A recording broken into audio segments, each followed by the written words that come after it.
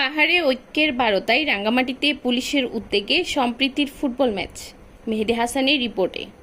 নানান জাতিগোষ্ঠীর সহাবস্থানের অন্যতম বৈচিত্র্যময় জেলা পার্বত্য রাঙ্গামাটিতে পারস্পরিক আস্থা ও সম্প্রীতি বৃদ্ধির লক্ষ্যে রোববার বিকেলে রাঙ্গামাটি জেলা পুলিশের উদ্যোগে অনুষ্ঠিত হলো এক ব্যতিক্রমী সম্প্রীতির ফুটবল ম্যাচ।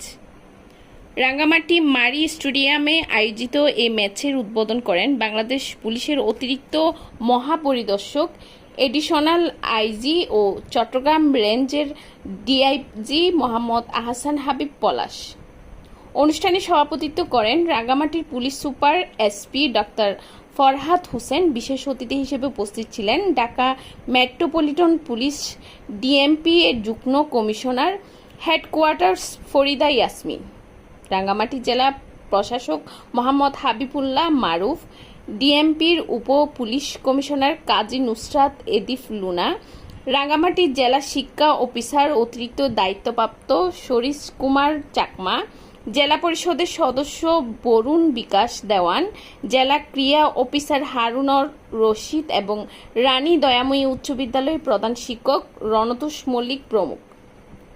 উদ্বোধনী অনুষ্ঠানের পর প্রাণবন্ত পরিবেশে অনুষ্ঠিত হয় সম্প্রীতির ফুটবল ম্যাচটি।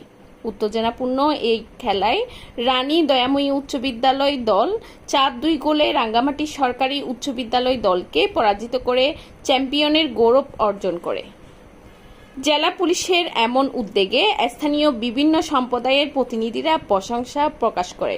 তারা বলেন, খেলাধুলা শুধু বিনোদন নয়, বরং এটি পারস্পরিক বোঝাপড়া ও সম্প্রীতি বৃদ্ধির অন্যতম কার্যকর মাধ্যম। রাঙ্গামাটি জেলা পুলিশ জানায়, পাহাড়ি বাঙালি সকল সম্প্রদায়ের মধ্যে শান্তিপূর্ণ সহাবস্থান ও সৌহার্দ্য রক্ষার লক্ষ্যেই এ ধরনের খেলাধুলা ও সাংস্কৃতিক আয়োজন নিয়মিতভাবে চালিয়ে যাওয়া হবে। Desk report, Rangamati.